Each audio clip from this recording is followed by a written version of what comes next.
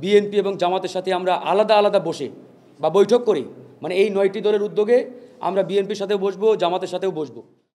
আজকে মূলত আমরা গণ অধিকার পরিষদ, জাতীয় নাগরিক পার্টি, এবি পার্টি এবং গণতন্ত্র মঞ্চের যে 6টি দল, এই 9টি দল আমরা একটা আলোচনায় বসছি। এটা আসলে হঠাৎ করে বা নতুন কোনো আলোচনা নয়। আমরা এর আগেও একাধিকবার এই 9টি দল বিভিন্ন ইস্যুতে আমরা বৈঠক করেছি, আলোচনা করেছি। তারই ধারাবাহিকতায় মূলত আজকের এই বৈঠক। আপনারা জানেন যে ইতিমধ্যে বিশেষ করে জুলাই জাতীয় সনদ বাস্তবায়ন পদ্ধতি বা প্রক্রিয়া নিয়ে একটা জটিলতা তৈরি হয়েছে এবং এই জুলাই জাতীয় সনদকে কেন্দ্র করে বিএনপি এবং জামাত, যেহেতু এই মুহূর্তে রাজনীতির মাঠে সবচাইতে বড় রাজনৈতিক দল, এরা একটি বিপরীতমুখী অবস্থানে বিরাজ করছেন এবং একটা সংঘাতময় পরিস্থিতি তৈরি হওয়ার সম্ভাবনা রয়েছে। তো আমরা মনে করি, আমরা যেহেতু গণঅভ্যুত্থানের পক্ষের শক্তি, গণঅভ্যুত্থানে আমরা প্রত্যেকটি রাজনৈতিক দল ঐক্যবদ্ধভাবে লড়াই করে এই বাংলাদেশকে ফ্যাসিবাদ মুক্ত করেছি।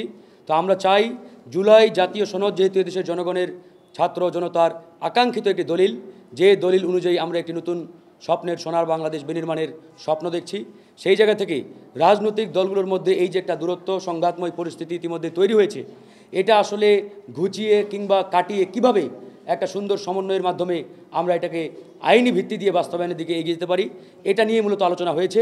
একই সাথে আমরা আলোচনা করছি যে বিএনপি এবং জামাতের সাথে আমরা আলাদা আলাদা বসে বা বৈঠক করি, মানে এই 9টি দলের উদ্যোগে আমরা বিএনপির সাথেও বসবো, জামাতের সাথেও বসে আমরা আসলে একটা সমন্বয় করে কিভাবে আসলে এটা একটা পয়েন্টে আমরা আসতে পারি।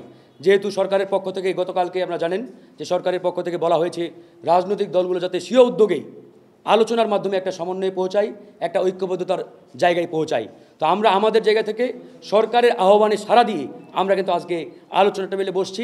আমরা আশা করি এবং বিশ্বাস করি যে বিএনপি এবং জামাত তারাও সরকারের এই আহ্বানে সাড়া দিয়ে এই রাজনৈতিক উদ্যোগ নিয়ে তারা আলোচনার টেবিলে বসবেন এবং আলোচনার মাধ্যমে আমরা একটি সুন্দর সমাধানের পথ খুঁজে পাবো।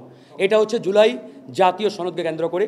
আরেকটি বিষয়, যেহেতু ত্রয়োদশ জাতীয় নির্বাচন খুব সন্নিকটে, সরকারের ঘোষিত রোডম্যাপ অনুযায়ী আগামী ফেব্রুয়ারিতে নির্বাচন অনুষ্ঠিত হওয়ার কথা এবং আশা করি আগামী ফেব্রুয়ারির মধ্যেই জাতীয় নির্বাচন অনুষ্ঠিত হবে।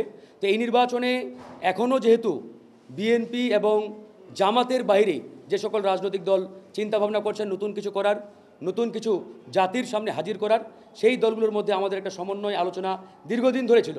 এই দলগুলো আমরা এটাকে আবারও আলোচনা টেবিলে নিয়ে আসছি যে আমরা এখনও যেহেতু বিএনপির সাথে পরিষ্কারভাবে কিংবা আনুষ্ঠানিকভাবে জোটবদ্ধ হই নাই, কিংবা জামাতের দিকেও আমরা যাই নাই, তাহলে আমরা আসলে নিজেরাই আমরা কিছু করতে পারি কিনা বা আমরা আমাদের মাধ্যমে একটা নতুন জোটের আত্মপ্রকাশ বা তৃতীয় শক্তি হতে পারি কিনা, এটা নিয়ে আমরা আসলে আলোচনা করছি। যদি আমরা আসলে চূড়ান্ত সিদ্ধান্তে পৌঁছাতে পারি, ভালো কিছু হয়, তাহলে আপনারা দেখতে পাবেন। একটু ধৈর্য ধরতে হবে, অপেক্ষা করতে হবে। আমরা চাই আসলে নতুন কিছু হোক।